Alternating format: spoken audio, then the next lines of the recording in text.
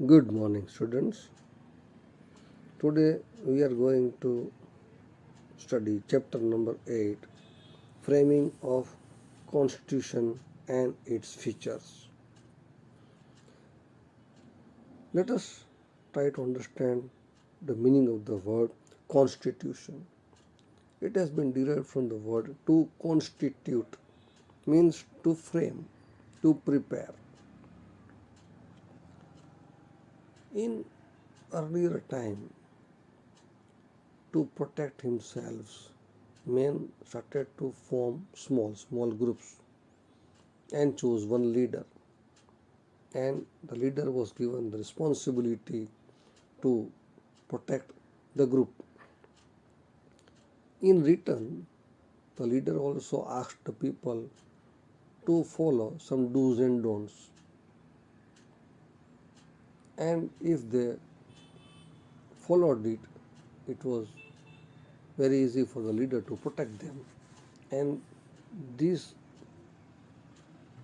system continued, and today we are familiar that all the nations are also preparing some laws, some do's and don'ts for their people, so that the people get a right to progress and develop and can live happily.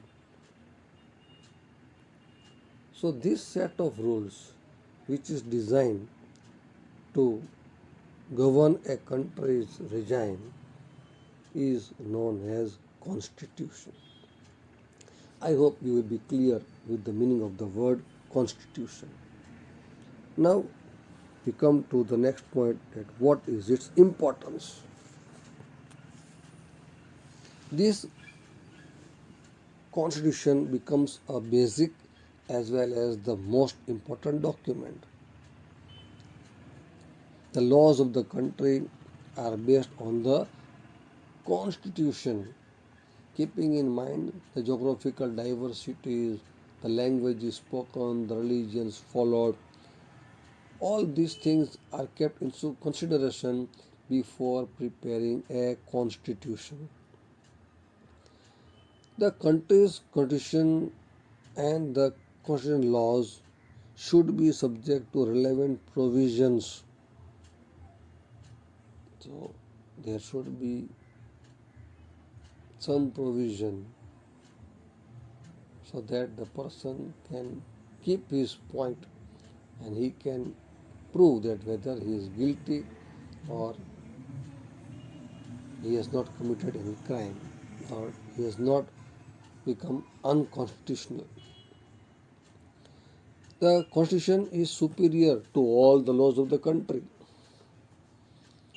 It also involves periodically changing requirements of the people's aspirations, expectations, interest, as well as the emotions, which are very high. Before preparing the constitution, the feelings of the people should be kept in mind, and therefore it is very important that it is highlighted in the constitution. The constitution is superior to all the laws of the country, and that's why only it is known as a live and a basic document. Now we talk about India's constitution, because we live in our country India. We will come to the point, the process of framing a constitution. Students, you are knowing that we were ruled by the Britishers for 175 or more years. We are dealing already in the history, these topics mind well. So when the British government was sure that they are going to leave India, on 25th March 1946, they handed the duty to the cabinet mission, which was comprised of 3 members, to find a solution for India's independence. On the basis of the recommendations of the cabinet mission only, a assembly known as Constituent Assembly was formed, and the structure of the constitution was decided in by this committee.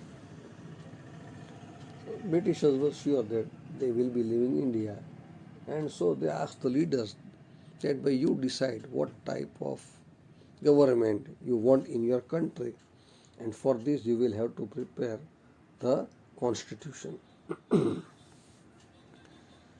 This Constituent Assembly was comprising of 385 members and people from different religions, caste, gender, and also people belonging to different geographical diversities, political representatives, and experts were included.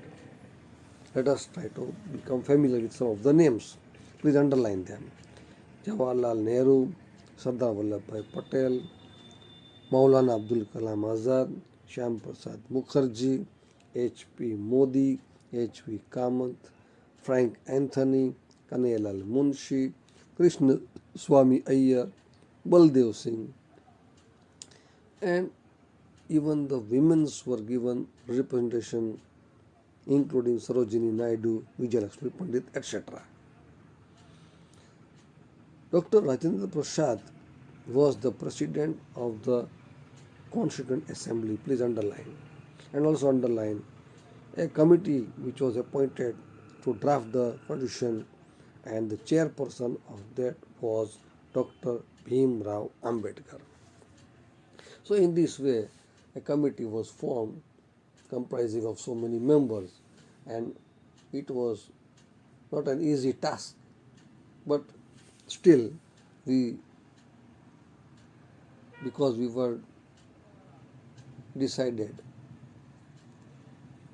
and so this committee was able to prepare the draft in a very short period. This assembly met for 166 sessions, and it was spread over a period of 2 years, 11 months, and 17 days.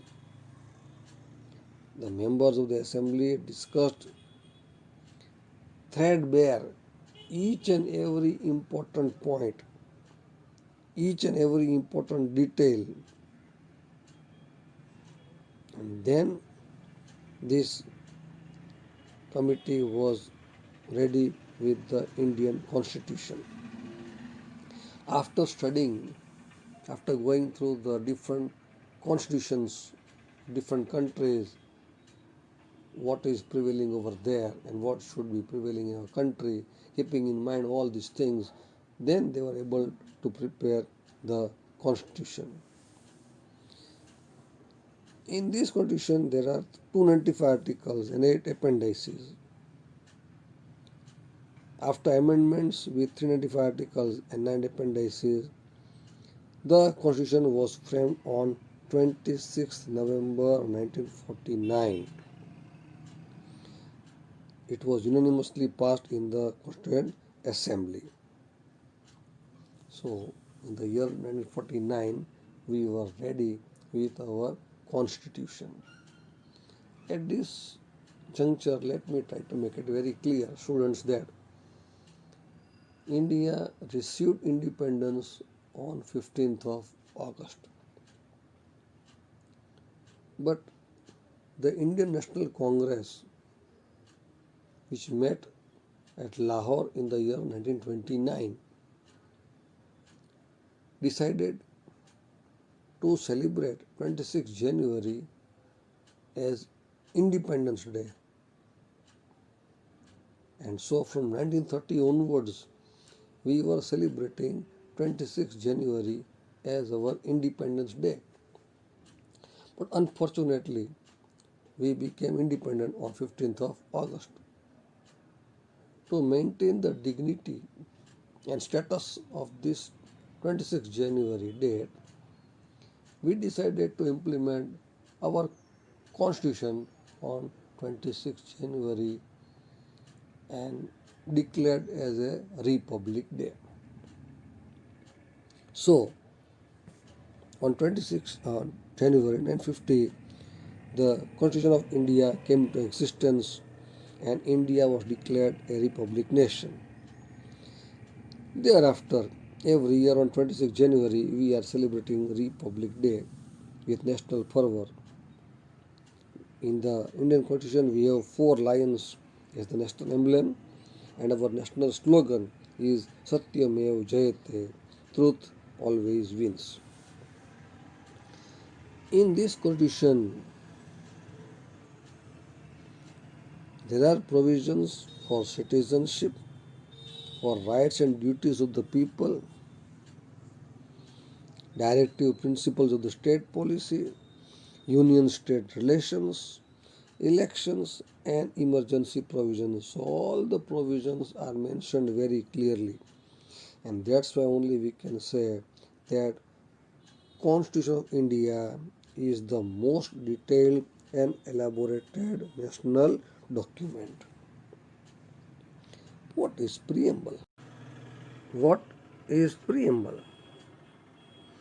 Preamble is the core and most important part of Constitution. Indian Constitution begins with preamble, and the word written in the preamble highlight the soul of the Constitution.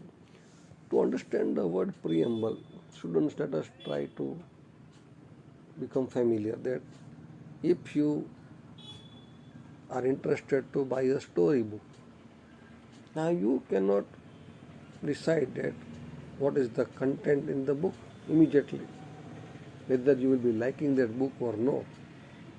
But as soon as you open the book and see the first page, there is a paragraph known as preface, which highlights the content of the book.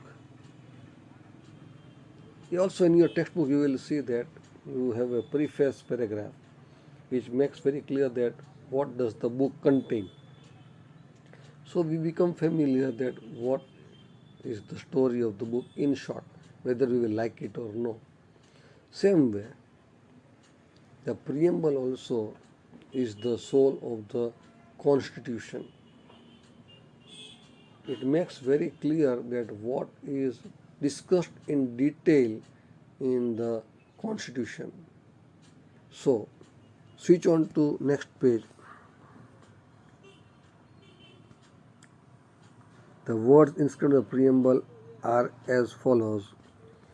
We, the people of India, having solemnly resolved to constitute India into a sovereign, socialist, secular, democratic republic, and to secure to all its citizens justice, social justice, economic justice, and political justice, liberty, freedom of thoughts, expressions, belief, faith, and worship, equality of status and of opportunity.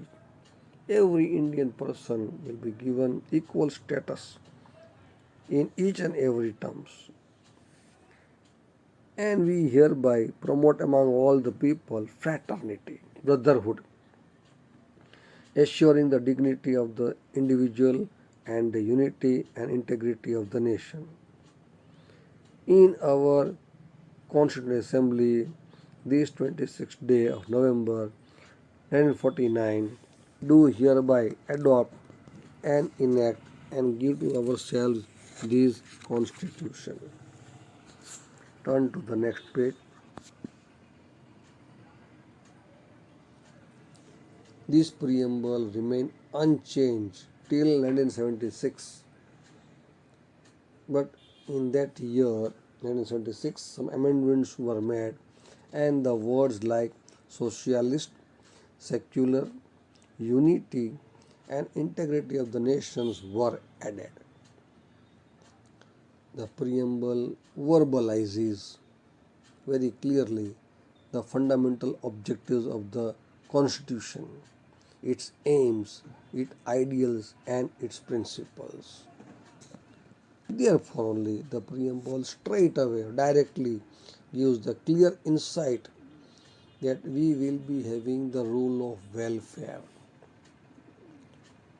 Every person will be given a chance to progress and develop because ultimately the country will be enjoying the development and progress. So it reflects the constitution framework psychology. Psyche means psychology. That they had the insight that if we want our country to progress and develop, people's welfare should be kept in mind as a basic point. What is the importance of the preamble? Well, you will find two, three answers in this paragraph. Mind well. The preamble is the soul of the constitution. To understand the framing of any law or its interpretation, it is the preamble which gives the complete and proper guidance. To understand the policy behind the framing of any law, preamble is playing a very important role. And that's why it is a useful tool to avoid the trouble in the interpretation of the Constitution. When any ambiguity or obscure details in law arises, any problem arises, it is the preamble which helps in understanding and interpreting the law. That's why we can say that preamble is serving like a compass to understand the provision of constitutional law.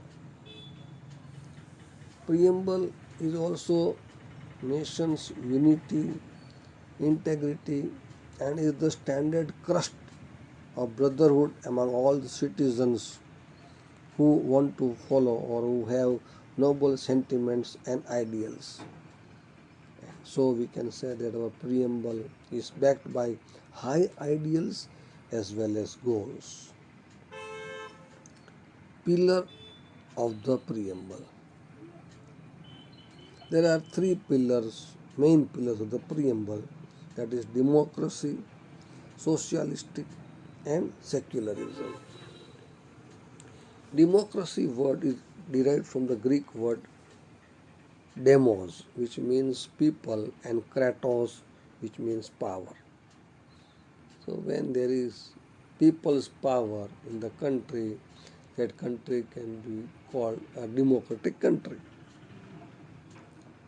In democracy, the power is not within a group of people, instead, it is within the people of the country.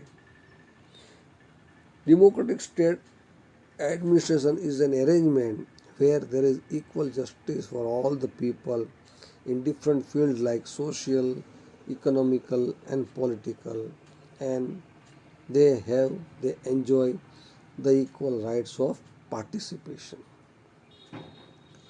In democratic India, people are electing their leaders by their choice as they are given universal adult suffrage or right to vote.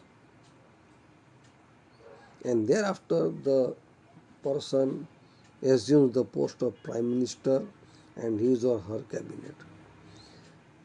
Here we have to become very clear that executives do not have absolute power. They are bureaucrats, only officers, mind well. And they are given specific time limit also. So these people, the prime minister, the MLAs, the MPs, they are given a time limit of 5 years to make the people understand that they will be working for their welfare. If they do it, the people will like them and elect them again.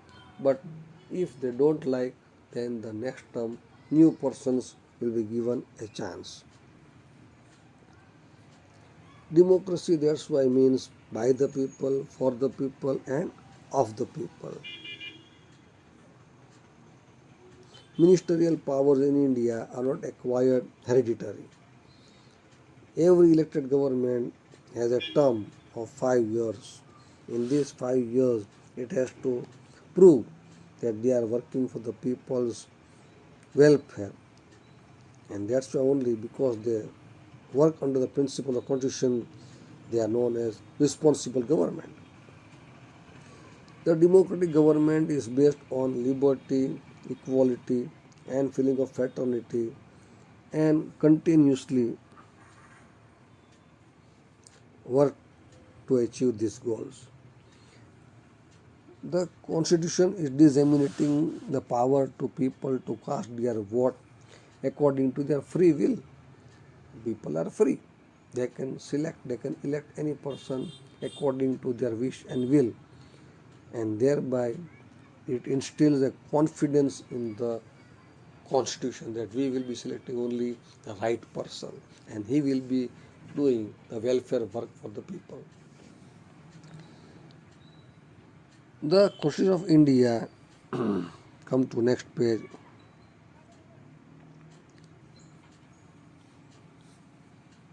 renders fundamental rights to the people. There are principles for political directions, the parliament, the member of assembly, independent and impartial justice, election commission are those provisions which make our country a democratic country in each and every matter.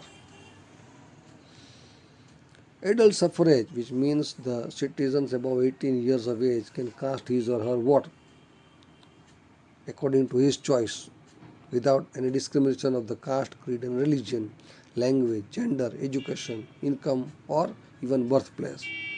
But it is very essential that these citizens should be enlisted in the electoral list. Second pillar, socialistic. When the constitution was amended in the year 1976 by 42nd amendment, the word socialist was included, which makes very clear that we want a social revolution. The principle of socialistic pattern directs social, economic, and political equality for every citizen, and it is the prime feature of the state. This reflects the fact that India is committed to secure social, economic, and political justice for all the people. India stands only to abolish all forms of exploitation as well as to secure that there is equitable distribution of income, resources also, and wealth also. So any one particular person should not have power over all the assets. Instead, everyone should have equal opportunity by getting facilities and provisions from society, and therefore only we can eliminate the discrimination between the rich and the poor. So we can say that the Constitution of India is a socialist document. Secularism. In the year 1976, the 42nd Amendment, the word secular also was included. The word secular means that India can never become one particular religious country as per the provisions of the Constitution. India is not following any particular religion, and so it can never promote any religious activity. The country also cannot involve any secular activity with religious activity. The citizen of the India is free to choose his or her religion. The country cannot discriminate a citizen on religious basis. Every religion enjoys equal participation or status in Indian Constitution. Equal job opportunities and political rights to the citizens are given without any religious discrimination. So we can say that secularism is the basic foundation and mandatory or compulsory feature of our Indian Constitution. Sarva Dharma Samdrishti and Sarva Dharma Sambhav are the principles which are incorporated in the constitution. So no particular religion can be encouraged in any state. There is no prohibition on any citizen to propagate his or her religious belief, trust and faith. Let us now become familiar with the basic features of the Constitution. The Constitution of India came into force on 26 January 1950, and it is considered as the largest, extensive as well as detailed written document. The first basic feature is written document. Britain and Israel do not have a written document of constitution, but India, along with other nations of the world, has its constitution in the written form. Considering the social, geographical, diversified circumstances and some prehistorical notions, this assembly kept the drafted constitution in the written form.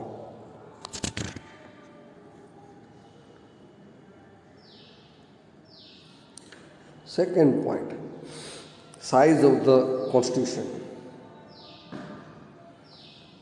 Indian constitution is divided into 22 sections which comprises of 395 articles and 12 appendices at present. Earlier there were only 8 appendices. It comprises provisions for state administration and states' interrelations, fundamental rights of the people, principles for political policies, judiciary, election commission, government institutions, minorities, scheduled caste as well as deprived groups. And therefore, our constitution of our country India is the largest, very extensive as well as a detailed written document compared to other countries' constitution.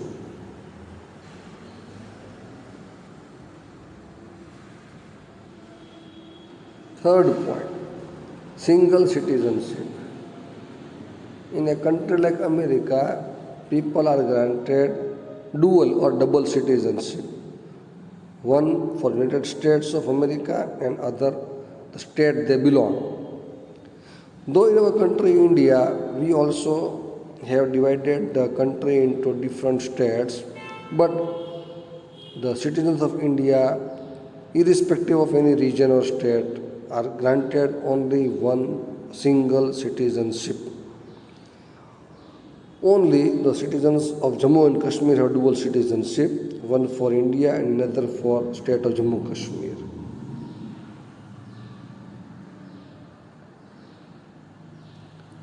Fourth feature, the center with strong federal structure.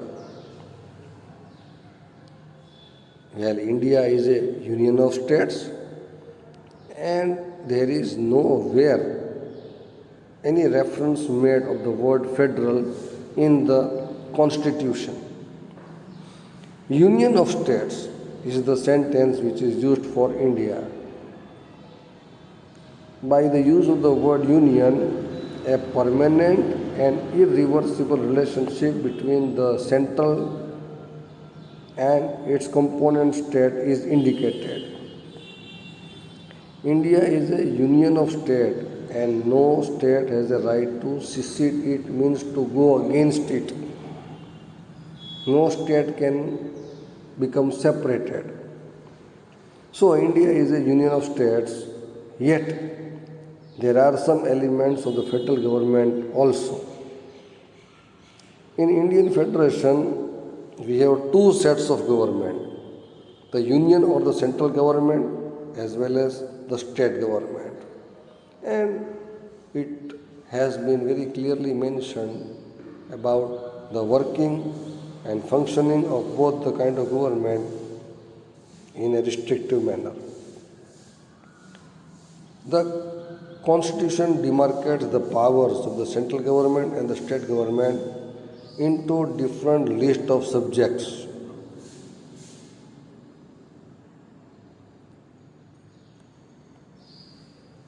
We have union list, state list, and concurrent list. There are three lists of subjects. In the union list, there are 97 subjects. Please underline. And subjects or topics like defense, foreign affairs, atomic energy, banking, railway, communication, post and telegraph, etc. are included in the union list. The state list. The state list comprises of 66 subjects. Please underline. And these subjects on which the state legislature house can pass laws are included like law and order, state government institutions, agriculture and irrigation, health, land, interstate trade and commerce also are included. If there is a failure of the law and order in the state, then only the union government, with the consent or against the will of the state, can send reserve police force. Third list, concurrent list. In addition to the two lists,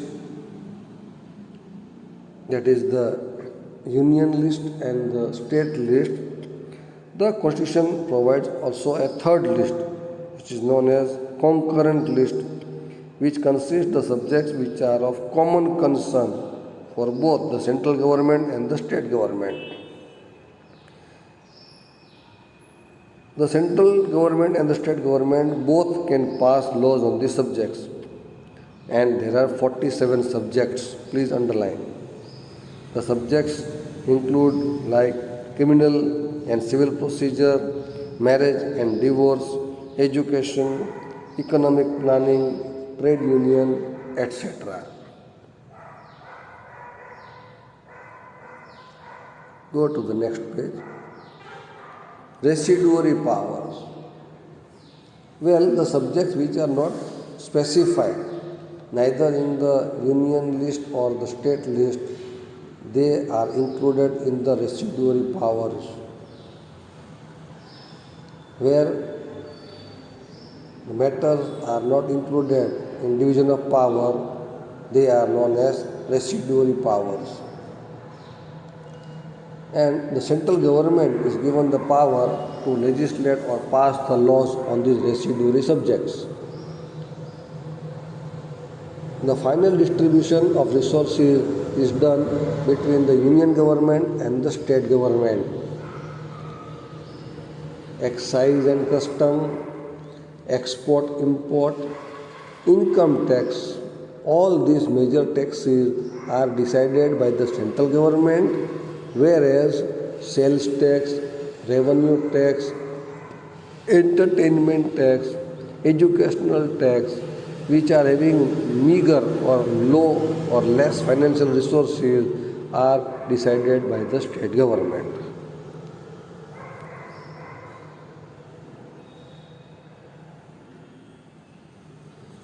Unified arrangement during crisis. Well, we also have three provisions for emergencies in the Constitution of India. Number one, a national emergency can be declared at time of war or external attack or an armed rebellion. Second, when there is breakdown of law and order and the state is not able to function according to the constitution, at that time also constitutional emergency can be declared. Third,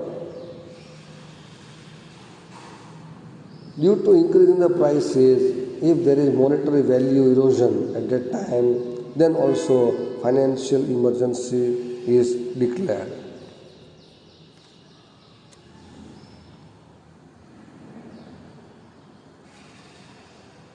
Sixth, parliamentary system. India is enjoying a parliamentary system of governments. In this system, the parliament or the Sansad is a supreme authority representing the people. The legislature at the union or the central government is parliament. The Parliament of India is bicameral, meaning it has two houses, that is the upper house and the lower house. Upper house is called Rajya Sabha, please underline, and lower house is known as Lok Sabha.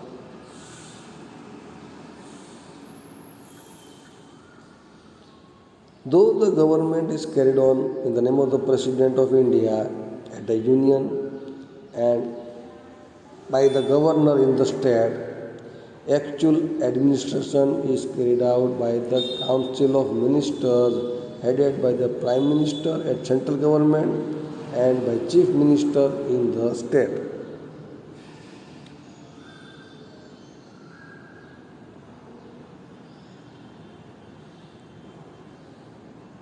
The Council of Ministers is responsible to the legislature that comprises representatives of the people. The President selects 12 people who are experts as well as experienced from different fields for Rajya Sabha.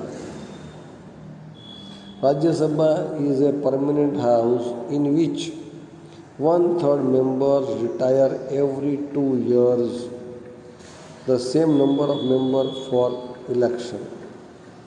Please underline.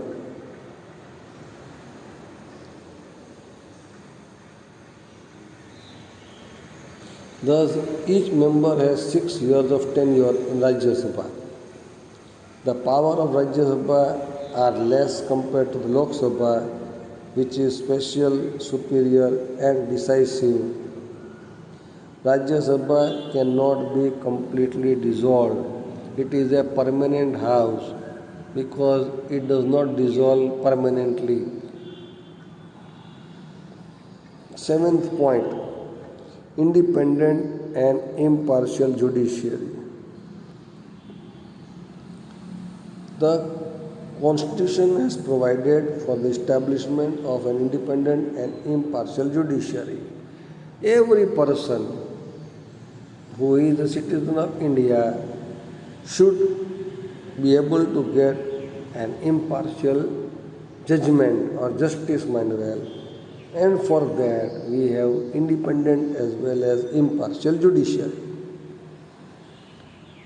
We have the Supreme Court at the top or the apex level, then there are high courts at the state level, and under its jurisdiction we have the district courts at the district level, taluka court at taluka level, and local and special courts.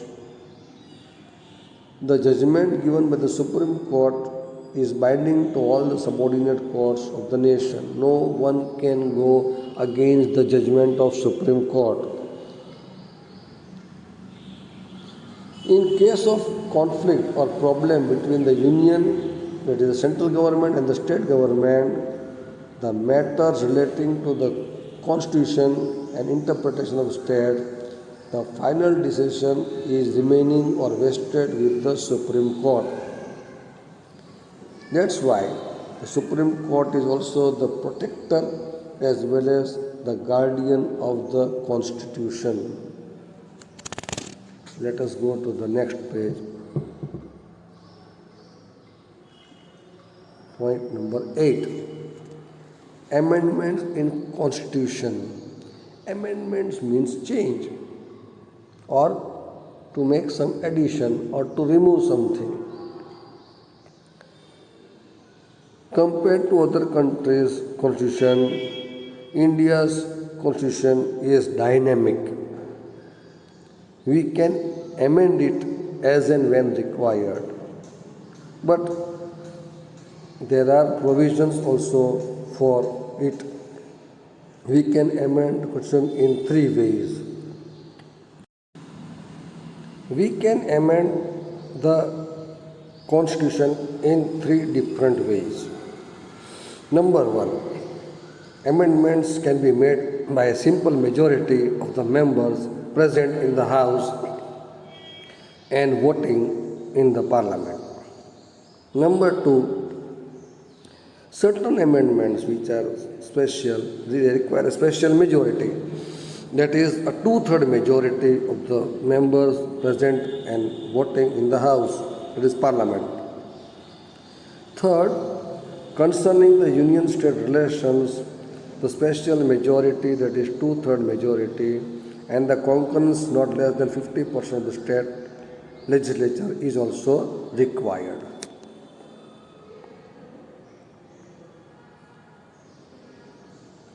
If there is any amendment or change to be made in the interrelation between the union, state structure of in Supreme Judiciary, then half of the states from the total states have to give a consent, otherwise it cannot be done. Judgment of court can also bring amendment by the Parliament. There will be no change in the basic structure of the Constitution. Simple majority in Parliament can bring change in the amendment of the Constitution. That's why the Constitution is known as the most inconstant and flexible document, but at certain cases it is not amendable by a simple majority. If the matter is of utter importance, serious matter is there, then simple majority cannot work out. We have to have two-third majority. Without the majority consent of the state, a change is not amendable. There too, the mixture of both makes the Constitution. Point number 9. Universal adult suffrage. Every Indian person who takes birth in India, as he completes the age of 18 years, he gets a right to vote. That means he is given a right to select the government of his choice. So in India we have a system of adult suffrage which is flexible. Any citizen above 18 years of age possesses right to vote in the election of Parliament, legislative assemblies or local self-government bodies without any discrimination of education, property and economic standard. Point number 10. Secularism.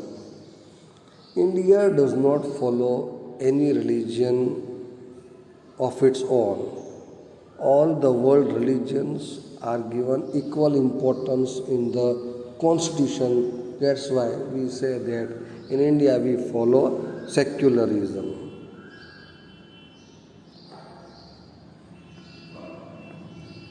In the Constitution, India has been declared as a secular state. Because people of different religions are residing in India, therefore no discrimination can be done on the basis of religion. Either no citizen can be given special rights or he cannot be deprived of with certain rights also. The state has to be absolutely impartial as well as neutral in respect of religion.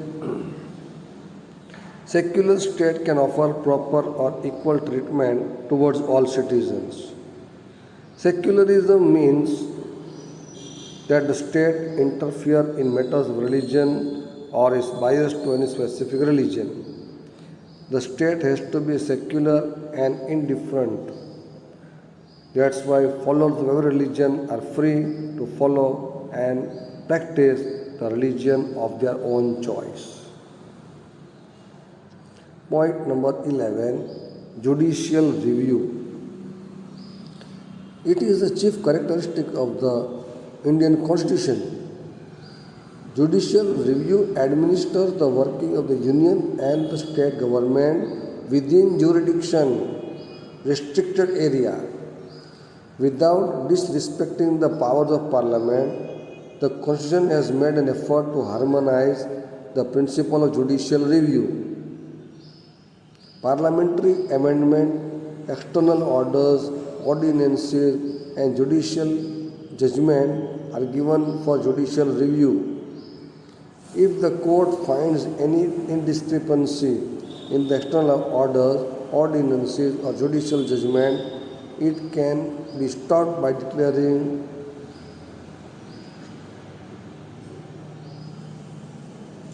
them unconstitutional.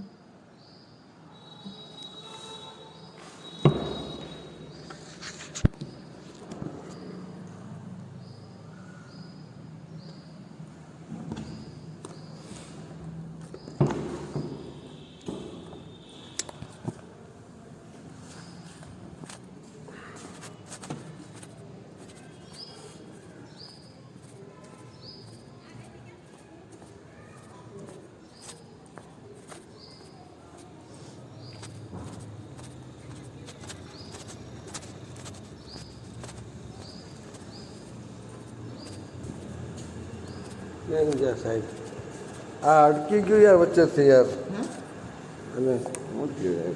આ નીકળી ગયું કે હું થયું તો આ નીકળી ગયું છે એટલે બે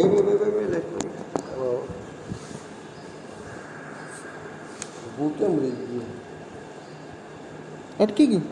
હા ચાલુ હતું ને આ બધું આવવા માંડી ગયું. આ સાઈઝ ફરી ગઈ. આ નીકળી ગયું છે એટલે હા જો આ મોટી સાઈઝ થઈ ગઈ. આ નીકળી કેમ ગયું છે અંદરથી?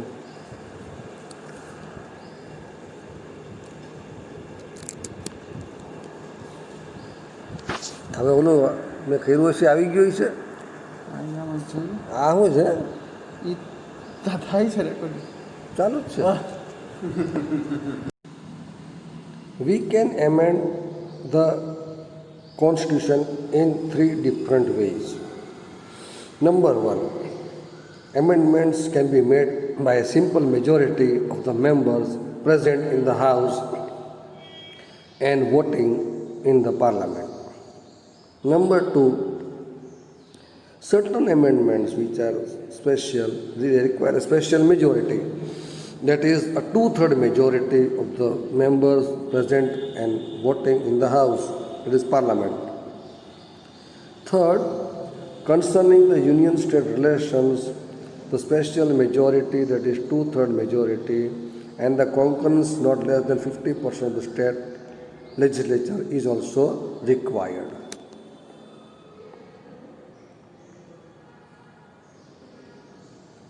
If there is any amendment or change to be made in the interrelation between the union, state structure of in supreme judiciary, then half of the states from the total states have to give a consent, otherwise it cannot be done.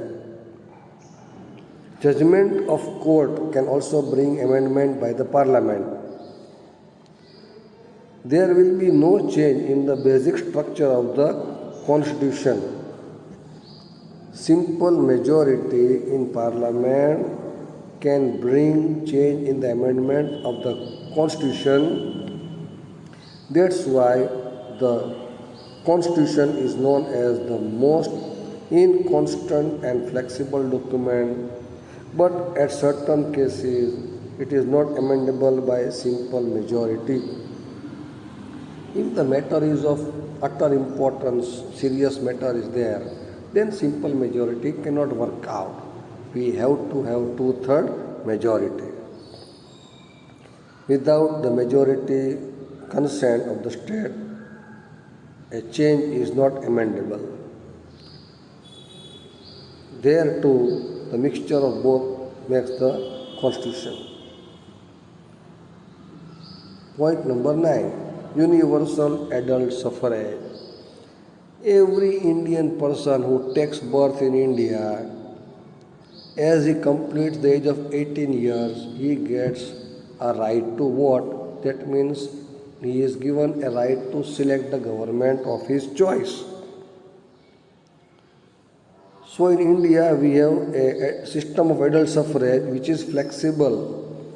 Any citizen above 18 years of age possesses right to vote in the election of parliament, legislative assemblies or local self-government bodies without any discrimination of education, property and economic standard. Point number 10, secularism. India does not follow any religion of its own.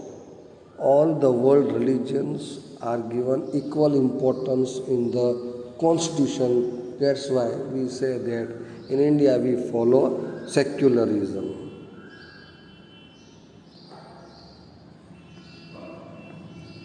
In the constitution, India has been declared as a secular state.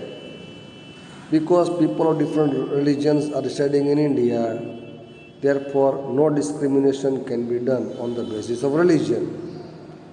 Either no citizen can be given special rights or he cannot be deprived of with certain rights also. The state has to be absolutely impartial as well as neutral in respect of religion. Secular state can offer proper or equal treatment towards all citizens. Secularism means that the state interfere in matters of religion or is biased to any specific religion. The state has to be secular and indifferent. That's why followers of every religion are free to follow and practice the religion of their own choice. Point number 11, judicial review. Judicial review is the chief characteristic of the Constitution. It administers the working of the Union and the state within restricted areas. Without disrespecting the powers of Parliament, the Constitution has made an effort to harmonize the principles of judicial review. Any amendments regarding external orders, ordinances and judicial judgment are given for judicial review. If the court is finding an indiscrepancy in the external order, then the ordinances or judicial judgment can be stopped by the court by declaring them as unconstitutional. Point number 12, fundamental rights and duties. Every country wants to prosper and develop as much as possible, as far as possible, but at the same time, it is only possible if the citizens are able to progress and prosper. So, fundamental rights are conferred to the people of India so that they can live a dignified life. It is the most valuable capital of our country, and so overall development of the nation lies in the fundamental duties as well as rights. Every Indian child who takes birth in India from 6 to 14 years of age is given right to education compulsory. Point number 13, directive principles of state policy.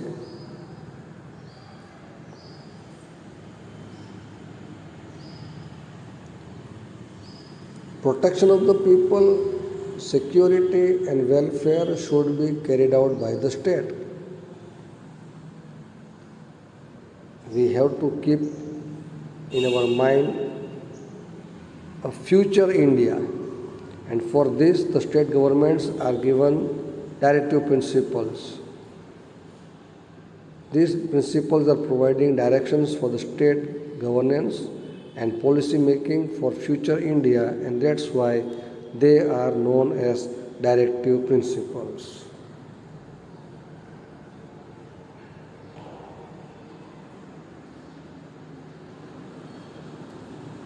Point number 14, provisions for backward sections and tribes. If we see the ancient India, we know that the Shudras were deprived, the people living in the isolated areas, that is the forest, hilly areas, deserts, there was no progress and development. And in free India, we have made a law that even they should be given a chance to uplift themselves. So, to uplift and include backward sections and tribes and the deprived class in the mainstream, there are certain provisions in the Constitution. We have reservation seats allocated in the legislature as well as local self-governing bodies. There is a reservation quota also in the admission in the educational institutions and also for the government jobs in proportion to their population so as to provide them equal opportunity. Children of the backward sections and tribes are also given scholarships, basic amenities like providing hostels for them and also waiving of the fees which come under optimistic policies and shielding policies as per the provisions in the Constitution. So we end the chapter here, students.